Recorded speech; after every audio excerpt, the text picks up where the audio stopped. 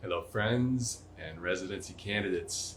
Welcome to the first full week of September 2021 for the application cycle of 2021 through 2022. This is an extremely exciting and important time of the year, and I welcome everybody to join the discussion today. We're going to be diving into a very important topic that I know a ton of people have a bunch of questions to, and we're going to try to answer as many of those questions as possible and to provide some clarity and insight into the supplemental ERAS application. Now, this is, of course, new for the ACGME NRMP match for 2021 through 2022. And we are going to be diving into some of the nitty-gritty details of the application, as well as some tips and best advice for everybody out there. So feel free, if you have questions throughout the live today, to make sure you drop them in the comment box. Also, let us know if you have any general residency application questions, as well as just letting people know where you're at. Have you had a success this season that you want to share with everybody else? And if you have, let people know what you've been doing well. And if you have some questions or just have words of encouragement for everybody else out there, feel free to leave them in the comments as well. So again, today we're going to be joined by Tiffany, the Director of Communications for Match a Resident. My name is Zeph. I am the Chief Residency Advisor for Match a Resident. I have a background in public health and international human rights, and I've been a residency advisor for multiple number of years now, and so we're looking forward to diving into everything. Just gonna see if Tiffany's ready to join here. There we go. And so Tiffany's going to be hopping on here to help, again, cover some of the questions that everybody has about the supplemental ERAS application. Hey, Tiffany. Hello, how are you? I'm doing pretty great. How's everything with you? Very good. Just gonna adjust a little bit. Give me just a second. Sorry. Yep. As soon as you got on, like 10 more people joined, so they must be here for you. So. Oh Welcome. my gosh, it's flattering. So yeah, as I was mentioning, we're going to be diving into some of the nitty gritty of the supplemental ERAS application. So, let's just get into it. I know people are going to have a lot of questions. So again, leave them in the comments below. I'm just going to throw it out there. If you are looking for supplemental ERAS application editing, definitely check out residencyexperts.com. That's where we're actually providing editing services for the supplemental application, but of course we're going to cover some of the details right now. So supplemental ERAS 2021 through 2022. Who is it for? It's for people applying to 3 specialties this year. Those would be dermatology, categorical general surgery, and then both preliminary and categorical internal medicine. So derm, general surgery, categorical, and prelim and categorical internal medicine. And so it's also very important to keep in mind that there are specific dates for which you should be applying for the supplemental application. So if you've saved or applied to a residency program through ERAS in one of those specialties, you should be getting an invitation to fill out the application through your email from ERAS. So Tiffany, can you tell us a little bit more about the timeframes and the windows for which people should be filling out and completing the supplemental ERAS application? Yeah, absolutely. So in this case, the dates are closing in to some extent. If you have submitted your supplemental application by September the 19th, that means that it will be part of your original application download on 9/29 when programs first have access to all the applications. If you're not able to complete the supplemental application by the 19th, that's okay. You don't have to worry too much. As long as you submit it between the 20th and the 30th, then programs will have access on October the 6th. So they will have to go back in and re-download the supplemental application at least after the 9/29 opening date. But I think it's safe to say for the programs who are participating that they will definitely go ahead, access the system again, and get that second batch that will be available on October 6th. So again, to reiterate, if you have submitted it by September the 19th, it will be part of your 929 application download. But if you submit it between the 20th and the 30th, it will not be available to programs until October the 6th. So if somebody missed the window, can they apply after the 30th of September? You can still go ahead and upload it if you do miss that window, but we are not going to be certain if the programs are going to go back and access it after that point. Gotcha. So would you recommend doing it before the 19th for sure then? Or, is it better to do it early or wait until after the 19th? Well, that depends. You don't want to rush. So the best, ideally, you can complete it by the 19th and complete it well and have everything polished and perfected so that you're really confident about the content in your supplemental application by the 19th. If for some reason that does not work for you because you've got other obligations on your time, which is highly likely for a lot of our match applicants, then don't stress about it. It is okay. There's a reason that there's 2 windows. I think that everybody understands that this is new and it's kind of been added in at the last minute. So it's been hard to prepare in advance. So as I said, if you can't get it in by the 19th, don't stress. It's better to delay and get it in by the 30th and have a high quality supplemental application coming in than to rush to get it done by the 19th. Gotcha. So if possible, do it by the 19th. And if not, make sure that the materials are perfected and ready to go before September 30th. Absolutely.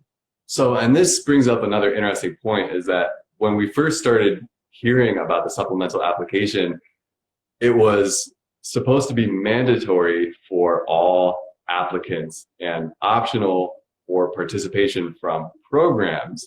But it seems that that has shifted in the last just few weeks alone. And instead of the supplemental ERAS application being absolutely mandatory for all applicants, the AAMC and ERAS have now stated that it is an optional aspect of the application. Isn't that right? Yes, that's correct. So that was a big change. As you said, initially, this was mandatory. If you were applying to a program that was participating, you had no option of whether to complete it or not. Now, however, you do have an option. But Seth, what are your thoughts on whether or not people should opt out of the supplemental application? Yeah, this is a great question because people are going to feel and hear that since it's optional, they may or may not want to fill out the application. But the truth is, it's most likely going to be more beneficial for you to fill out the application because there are hundreds of programs participating. And if you're missing that piece of information or this large part of the application, and programs want to see that information from you, and you're just missing it because it's optional, they may or may not count that against you. And so we have to ask, what is the risk versus the reward of not filling it out versus completing the application and just making sure it's available for those programs that are participating in basically this pilot program to view that information and be able to get supplemental data about yourself and just more background. It is technically optional, but at this time, we don't feel that there's a great reason not to fill out the application just because it's listed as optional. You want programs to have as much information about you as possible, and especially if they're expecting more documents. For example, some programs prefer to have 4 letters of recommendation, but they only require 3. So would it be better to just submit 3 because that's the requirement, or to actually go for the 4th letter of recommendation because that's what the program wants to see? So again, there's hundreds of programs participating in the supplemental ERAS application this year. And so missing that document for those programs could count against you. We don't want to say anything with too much certainty this year because there's so many questions, there's so many unknowns, and we have to really understand that this is a pilot program. But do you know how many programs are going to be participating so far this year, Tiffany? Sure. So the latest numbers as of today, dermatology has got 117 participating programs, general surgery 233, and then the number 1 is internal medicine with 371 participating programs. So more than a few, it's safe to say.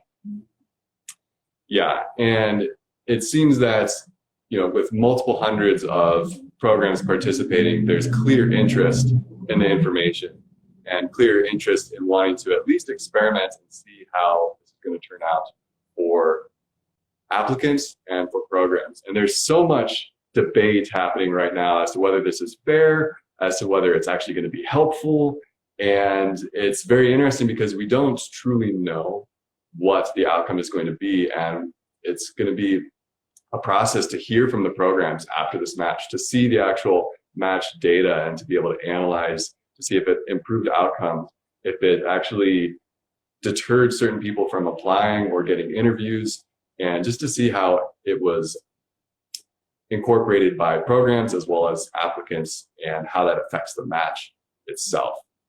So I think we should dive into a little bit more as to what is actually included in the supplemental ERAS application. So can you give us a quick rundown of the different sections for the application, Tiffany?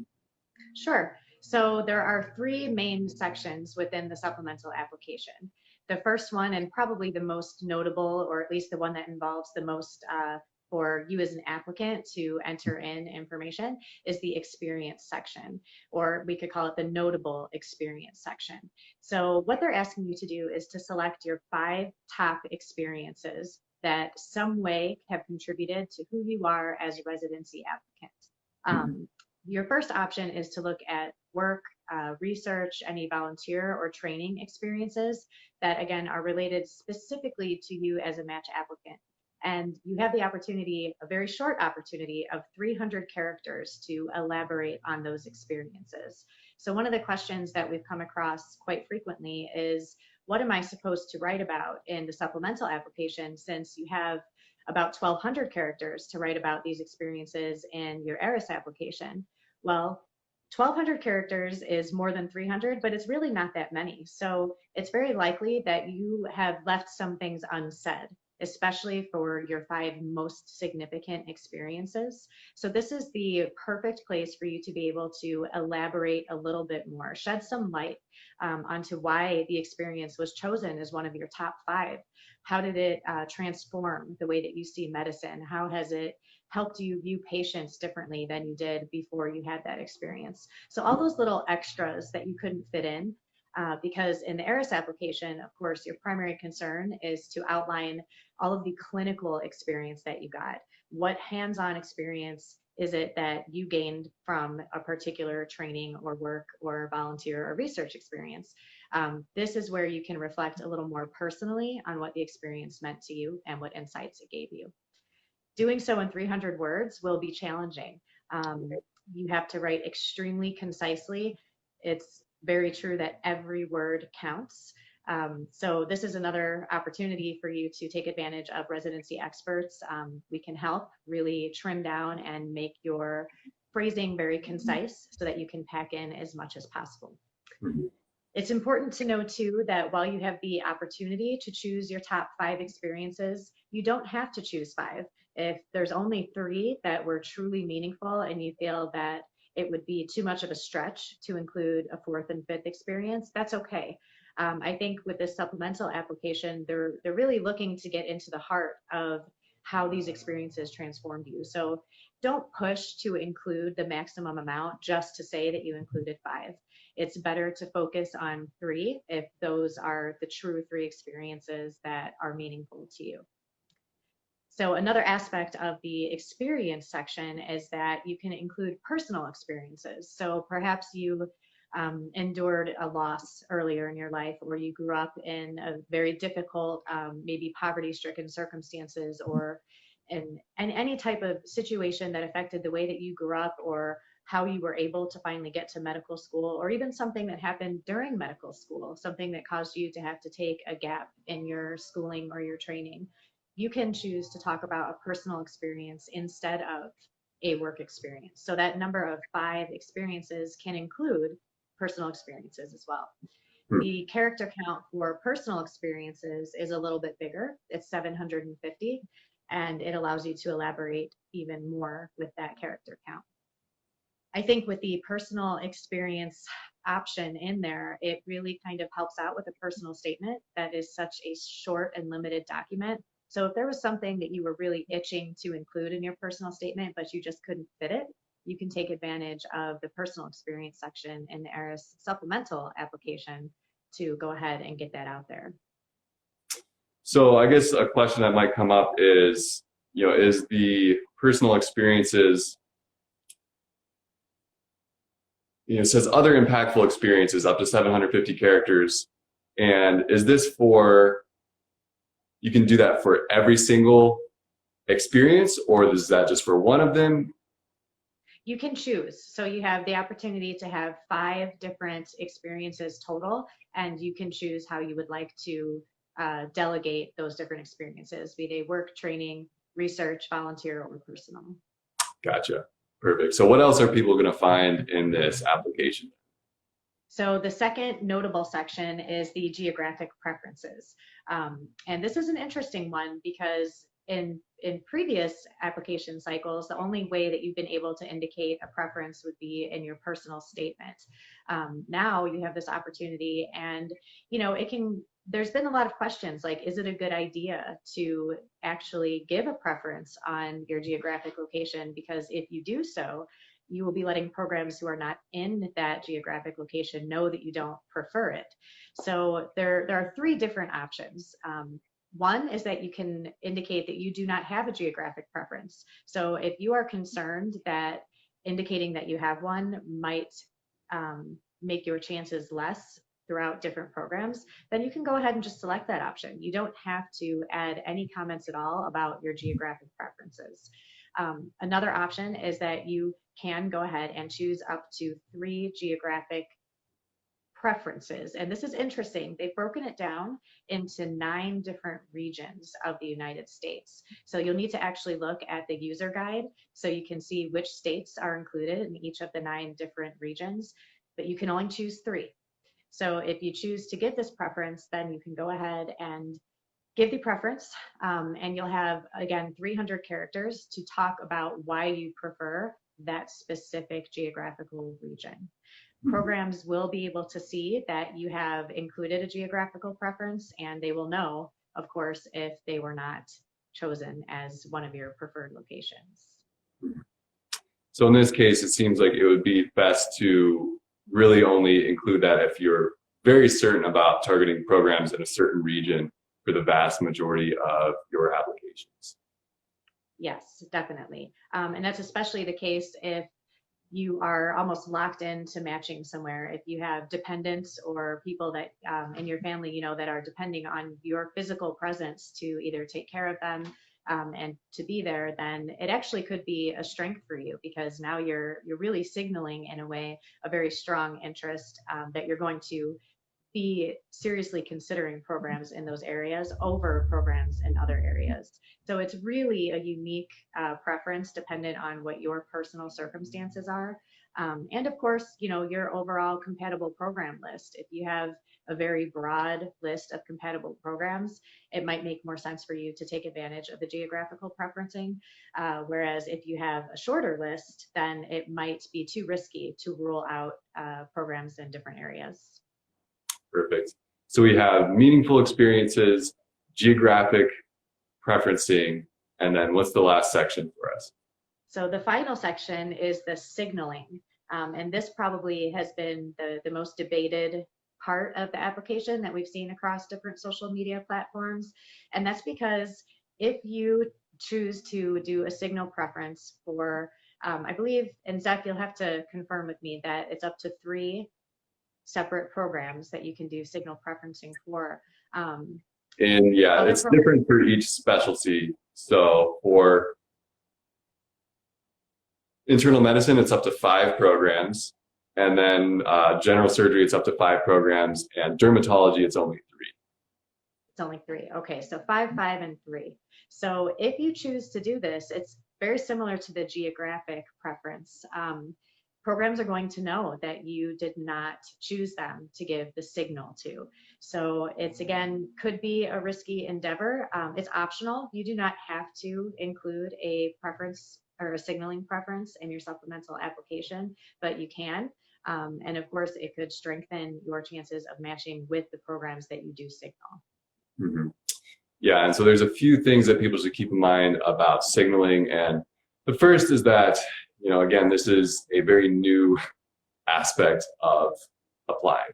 And so, any advice that we're providing is basically a generality, and it's going to take at least 1 to 2 or even 3 years to really understand what applicants should be doing for each of these sections. And it does take time, and it may or may not even stick around for that long. We've seen things like the standardized video interview for emergency medicine come and then go because there just wasn't enough interest from program directors, or it made things more confusing. So we'll have to see. We'd love to hear from you guys whether you think it's going to stay, whether you like it, or whether you think it's going to go and you hate it. So let us know in the comments. We'd love to read some of your opinions about the supplemental ERAS application, as well as attempting to answer any questions you may have. I definitely want people to understand that there's an AAMC user guide for the supplemental ERAS application on their website. And that is going to be the #1 resource to answer any of your questions regarding really the details and the character counts and all the expectations for the supplemental application. But the last section is program preference signaling.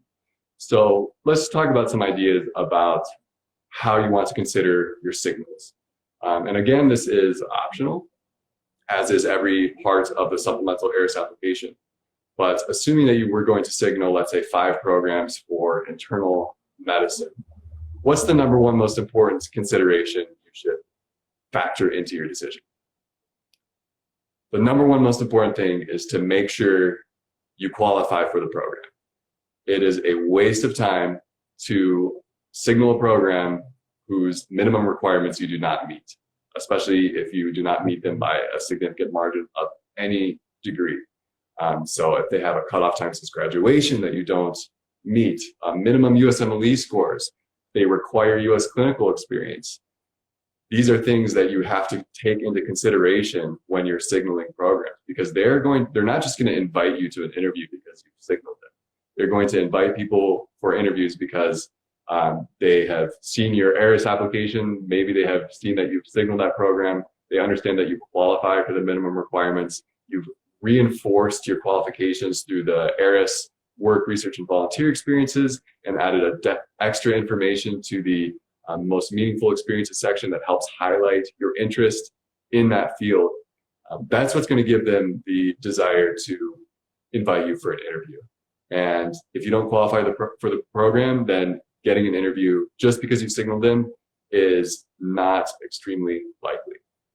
So this brings us to a next interesting point, which is whether or not to signal programs that you have experience with, like maybe you did rotations, or you have worked with that program in the past and you have a strong connection with them, or just a medium connection.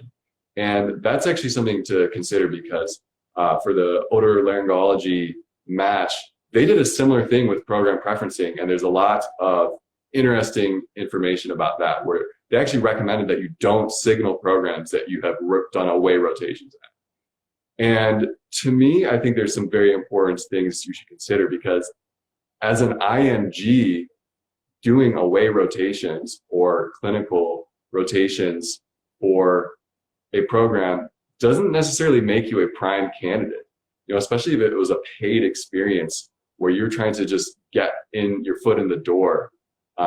It's not going to make you a #1 choice for that program just because you had an experience there, especially as an IMG. So I feel that it is valuable to consider signaling some of the programs that you have some connections with. So in other words, those that you have maybe done a clinical experience with and you are in good standing with that program. Maybe they haven't outright invited you for an interview yet, but they said that you should definitely apply and they'll look out for your application. It may not hurt to signal that program, but you have to balance, if you're already guaranteed an interview at that program, signaling them is basically a waste of a signal. So you really have to balance whether or not signaling them is going to be worthwhile, whether you qualify for the program, and if it's going to significantly increase the chances of an interview. So those are the top two recommendations we have. And if you're, maybe one or two programs that you are definitely going to signal, but you have no idea for the rest of them. Some suggestions for that would be to look at your customized list through Match Resident and look for the interview link programs, which tell you which programs have actually interviewed candidates with similar criteria to you in the past. Also look at those interview link programs with the highest compatibility scores, and for those that are the most IMG friendly, if you are looking for an IMG friendly program. So just being smart about the programs that you signal, and there's no clear-cut answers, and there's no secret formula, especially when there's hundreds and hundreds of programs to choose from, especially in internal medicine, for example. So you have to balance the different factors that we've talked about, your compatibility with the program, as well as the actual effect that signaling them may have. Do you have anything to add to that, or any questions regarding that, Tiffany? I mean, I think that's all really great advice. And the one thing I want to add is keep in mind, I think that as we are, talking about this new supplemental application and how many programs are participating, there are still several hundred programs that are not participating as well. So just keep that in mind as you're completing this, that if you are applying to 100 internal medicine programs, it's possible that maybe 70 of them will be participating in the supplemental application and the other 30 will not be. So that's just something important to keep in mind, especially with the preference signaling. If it's possible that your top 3 programs that you are really interested in are not participating, then that kind of opens up your opportunities for preference signaling a little bit differently, because it's not going to carry the same weight as it would if your top 3 programs were in fact participating. So just keep that in mind. There's a lot of moving pieces when it comes to this supplemental application, and you want to make sure that you're really knowledgeable about the programs you're applying to, whether or not they are participating, and everything, all these considerations with geographical and preference signaling. It all ties together. Exactly. And so some final pieces of advice for the supplemental ERAS application before we dive into reading some of your comments and hopefully being able to address some of the questions that you have is as follows. So first thing, arm yourself with knowledge. Go read through the entire AAMC guide for the supplemental ERAS application. It breaks each section down step by step for what they're expecting, what the character counts are, even giving advice for what to include and how programs will receive information for the various sections. We also have a blog on Match Resident, basically giving summary introductory information if you just want a quick rundown of the various sections. So really arm yourself with knowledge and then prepare ahead. Get started right now if you haven't already, because it's almost in 12 days, it's going to be September 19th, which is the first cutoff that we mentioned. So if you want your supplemental ERAS application to be available on the 29th with the rest of your application, which would definitely be ideal, get it done, submit it before September 19th. And if you need help with someone editing or reviewing the supplemental ERAS application, again, go to residencyexperts.com. We are providing editing and optimization for the supplemental ERAS written sections there. So again, arm yourself with knowledge, prepare ahead of time, and then just make sure that you are filling out the information appropriately and correctly according to the expectations of residency programs, as well as the guide that the AAMC has released. Do you have anything to add to that, Tiffany? One last thing I'll add, because we've received a lot of questions from people who have not received their email link to the supplemental application. Right. So in order to receive that link, you have got to save a participating program in ERAS. So if you haven't gotten the link and you're like, well, but I saved 10 internal medicine programs, you need to go check out the list of participating programs and make sure that one of the programs you've saved is participating. That might be the reason why you haven't received it yet. Just saving one internal medicine, dermatology, or general surgery program won't necessarily trigger that email unless the program or programs that you've saved is participating. So if you have verified that the programs you've saved are participating and you still have not received the email, that's when you want to go ahead and contact the AAMC directly to find out where is the email and how should you proceed. And like Zach said, we've only got 12 days left. So it's important to check into that now to make sure that you get an answer back as quickly as possible. Yeah, that's a great point. I'm sure that sparked a light bulb for a lot of people that they didn't save a program that was actually participating in the supplemental ERAS application. So again, everybody, leave your comments, your opinions about the supplemental ERAS application in the chat box. Leave some questions that you might have. And if a question comes up and we're not sure of the answer because it is a very new aspect of the residency application process this year, we have the AAMC guide pulled up, so we'll try to verify with source information for you. And if we have any outstanding questions, we'll definitely get to them after the live is over. Because again, we want to be very careful about the information that we provide about this supplemental application, considering the fact that it's so new and the AAMC has clearly been changing their expectations and requirements day by day and week by week. So I think now's a good time to dive into some comments and questions and try to clear up a little bit more information about this very new and potentially exciting aspect of the application. All right, so let's see what questions that we've got. And it looks like there's quite a few. So first one, lots of thank yous. So you're welcome. We're really happy to be able to provide you guys with as much as we know. So the first, well, let's see, I'm not sure if this will be a question. Someone writes, I hate it. It just makes it harder for IMGs and it makes it riskier to signal even if we prefer some programs. So not a question, but a comment. And yeah, this is pretty common feedback, I think, that we've been hearing, that people, this does make things riskier. It's it's brand new. B, it was introduced to us in a very short time frame before it's due. So that makes everything seem a little bit more high stress. And C, we don't know how it's going to affect the application. So I think, it's pretty normal to feel intimidated by this and not real happy about it. But on the upside of things, I think there's a good chance that this is going to be helpful and really allowing you as a candidate to express more of what makes you a good match, a good resident. This is a good thing. You're getting more space to talk yourself up. So I encourage you guys who are stressed out by this to try to think of it really positively. It's here, whether we like it or not. Yeah, it's here for now. We'll see where it goes or how it evolves over time. But I think a major element that is a factor for the creation of this application is the fact that step one is changing to pass-fail next year. And how many IMGs have been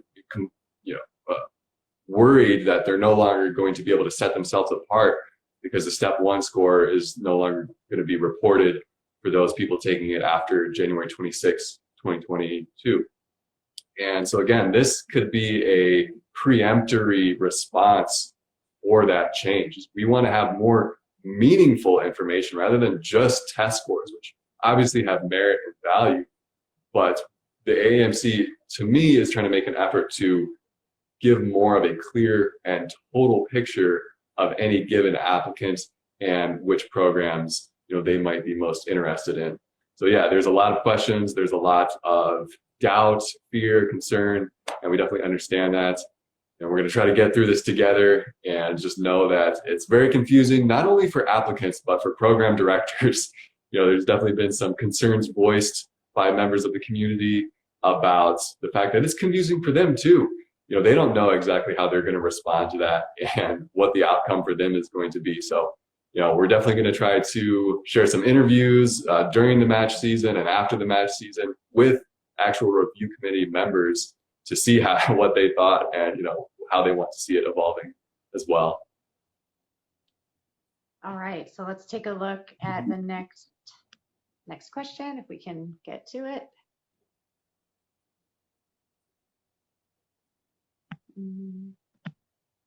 Okay, how important is research for matching in internal medicine? So I don't know, Zeph, are we going to address questions not related to the supplemental application today, or are we going to ask those to come in separately? We can touch on a few of them. We'll just try to keep them short, and we'll answer questions more related to the supplemental ERAS application. But I think it's okay to share general match questions. So research is valuable and important to every single specialty, especially specialty-specific research. However, it's not necessarily a absolute requirement. Something you can do is look at different specialties and look at different programs that are found on your customized residency list, and look at their information in Residency Explorer and see what the average number of research experience is for matched or successful residency candidates. So research is important. It's helpful. It helps develop you as a physician and scientist, and although it's not absolutely a requirement for every single program or every single specialty. Yeah, and I'll add to that too. You can actually find statistics for matched IMGs across the top 18 IMG-friendly specialties right at matcharesident.com. If you navigate there, right at the top, you'll see our specialties. And when you click on that, you'll have the whole list of specialties. And then each one is broken down with the average number of, for example, research experiences, work experiences, the average step scores, really all the averages that you would want to know about any given specialty right there on the website. So you can head there, save yourself a little bit of time researching as well. Perfect. Okay, so let's see, let's go to the next question. Should all the experiences be related to healthcare work, or should they be work, volunteer, others? So it's not, well, if it's related to the supplemental application, that question, it can really have a broad span. They have opened it up so you can talk about work, volunteer, research, whether it's related to your medical training or not. That's up to you. I think based on the way they've structured this, that what they're really looking for is to understand you as an applicant better. They're allowing you to pick the most significant things that have influenced you up until this point, and those might be work related. Medically, those might not be related to anything you've done medically, and that's up to you to decide how you want to package that content in the experience section. Do you want to add anything to that, Seth? Right. So just to reiterate directly from AAMC, the types of experience would be education or training, military service, professional organization, research, and then teaching, mentoring, volunteer service or advocacy, work, or other extracurricular activities. So again, they're providing a wide range of possibilities. And so that's an indication that they are at least suggesting an openness to what those could be for each applicant. So you don't necessarily need to put your top 3 clinical rotations or clinical experiences or top 5. Having some diversity in terms of extracurricular, volunteerism, clinical training, tutoring, these types of things are going to help, again, just highlight a well-rounded applicant. Yeah, I think that's a key word, is well-rounded, since you do have 5 opportunities to write about different experiences. If you have diverse experiences that are not all clinically related, it could very well make sense to kind of spread things around a little bit to show that you are more than just 5 clinical rotations, that you've got other things up your sleeve as well. So that's great advice. Okay, so let's see the next question here. Which is the most IMG-friendly programs for dermatology, and what are the requirements?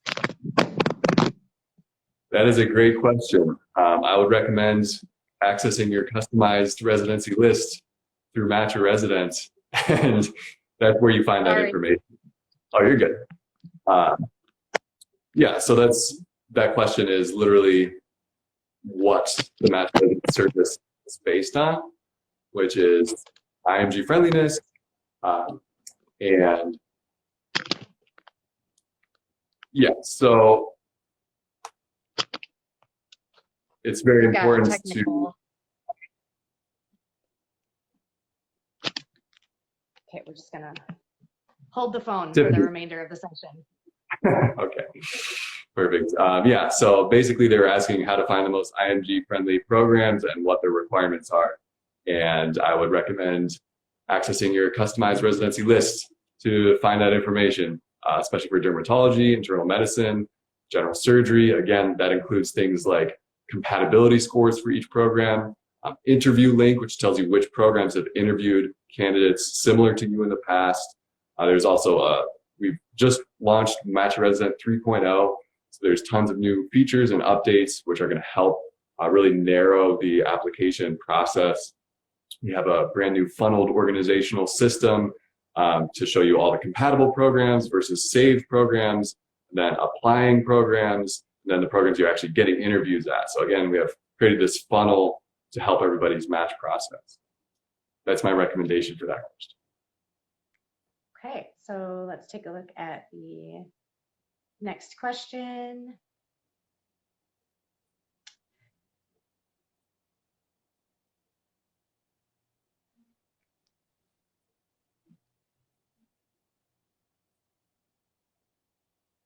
Would step 1 scores matter in 2023? So this is something we talked a little bit about already with step 1 moving to pass fail. So for next year's match, 2022-2023, we're still going to have a fair amount of applicants applying with numerical scores. So it'll be mixed, right? Some people will have pass fail, others will have the numerical score. So it's going to start to matter, and I think that one of the more common thoughts is that step 2 will be emphasized a little bit more, the score for step 2. And of course, all the other aspects of the application are going to hold more significance because they're not going to be able to filter as much by that step 1 score as they used to be. Really, when we're going to see the biggest difference is the 23-24 match cycle, when the majority of applicants are applying with pass fail. And there will be very few numerical scores left being reported. And of course, we think most likely that it will be the same trend where step 2 CK, that number will matter a little bit more. Your personal statement, letters of recommendation, all of these other factors are just going to increase in importance. Mm-hmm. Would you add anything to that? Yeah, it's going to be a mixed bag for a number of years. I mean, there's people applying from 3, 4, 5, 6, 10, 20 years ago.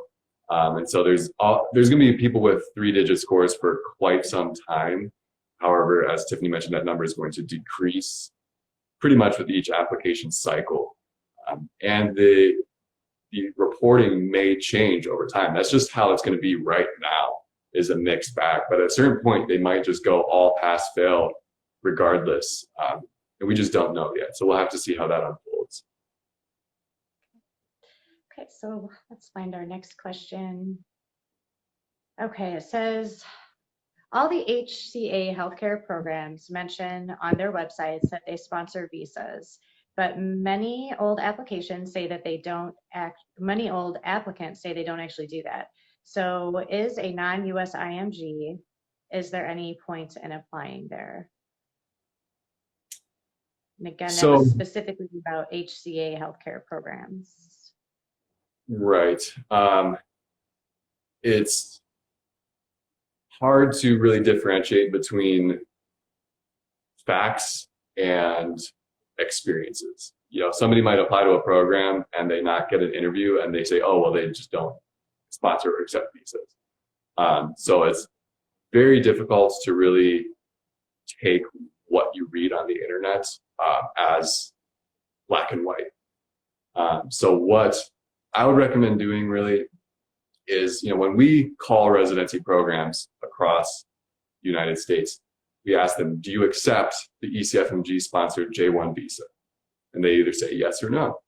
Or they might say, we accept it, but we haven't had anybody on it for a long time. And then we ask, do you sponsor the H1B visa? And again, they're either going to say yes, no, or sometimes, or case-by-case basis. And that information is, again, found in customized residency lists. So we have complete information for every single program, including the visa requirements.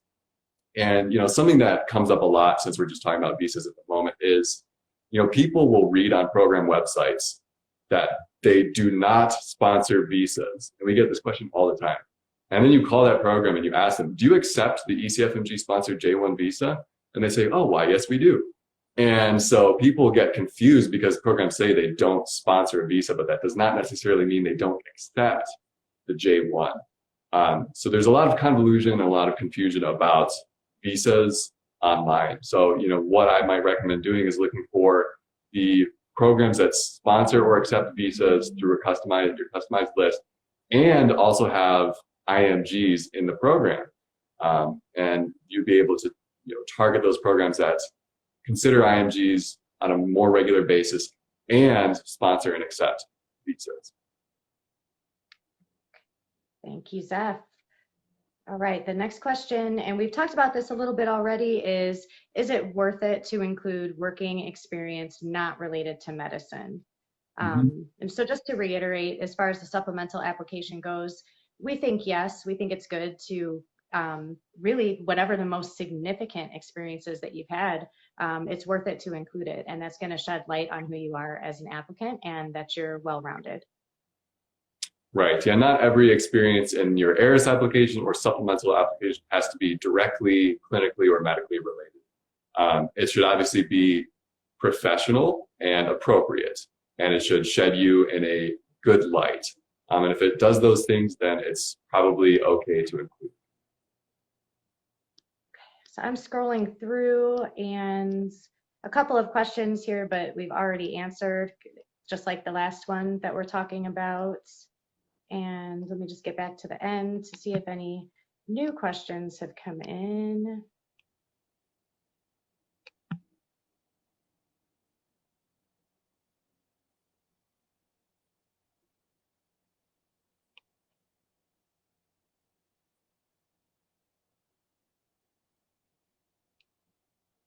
And I want to hear some more fiery comments about how much people love or despise the application. right, and we know you have opinions.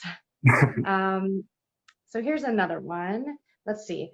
If an advanced program, neurology, offers a PGY1 automatically and then requires a separate interview for the prelim, is it still a good idea to signal those prelim programs? Is it a good idea to signal those prelim programs? So basically, you know that you're applying to a specific neurology program and they offer a PGY1, it depends. I mean, if it's an advanced neurology program and they offer a prelim internal medicine program, which you'd obviously have to verify if they're participating in the supplemental application, and you're interested in that program, then I don't want to say with absolute certainty, but I personally don't see an issue with signaling that program, especially if you're very interested in the neurology program and you're trying to get into their prelim internal medicine program at that institution as well. So again, without saying with absolute certainty, I don't see any issue with signaling that program, especially if you have a very strong interest in getting into that preliminary position. Okay, and most of the other questions that we have are ones that we've already addressed in terms of what to include in that experience section and if you should or should not include non-medical or clinical experiences. And I think we've answered that. Perfect. So, if you have more questions, definitely reach out to us through support@matchresident.com or reach out to residencyexperts.com. That's where we're providing editing and optimization for the supplemental ERAS application. So you can email support@residencyexperts.com if you have additional questions or if you want clarification about what to include, what not to include. Definitely reach out to us. And if you want editing, you have a few days left. Our turnarounds for Residency Experts is just about 1 to 2 business days for the supplemental application. So you have very quick automatic expedites right now. And I just encourage everybody to really don't wait until after the 15th to get all your application materials ready or done. Time is going to be flying for the next 3 weeks. So if you're trying to get help with editing your ERAS application and personal statements, start now. It's going to take time to get them edited. It's going to take time to actually incorporate that information into your ERAS application. You want to be able to really spend time focusing on choosing which programs to apply to, targeting the most compatible programs with your customized list, and really making sure that everything you're doing, every step of your process, is optimizing your chances for the most number of interviews and obviously the highest chance of success. So definitely reach out to us. Thank you so much, Tiffany, for answering so many of these questions. Tiffany's the one who wrote the blog. Again, it's available on matcharesident.com for the supplemental ERAS application. Make sure you check out the AAMC's full guide. We also have a few videos summarizing some of this information on our YouTube channel. So subscribe there. Make sure you leave some comments, more questions. We get to every single YouTube comment that comes our way. So, we're happy to answer any clarifications you might need. So yeah, thanks everybody so much. And Tiffany, do you have any final words for us? Last thing, just if you want to reach out via Instagram DM, you can do that too. I know that might be easier for a lot of our Instagram viewers. So you're right there. You've already got Instagram up. If you still have a question, or if we didn't get to your question, then just go ahead and send a DM. And just like the YouTube comments, we respond to every comment that we get. So don't hesitate if you have anything left. Perfect. All right. Well, thank you so much, Tiffany. And thank you to everybody who's been participating today, leaving comments and questions. We appreciate it. And best of luck. And we'll talk to you soon. Thanks a lot. Bye, Zeph.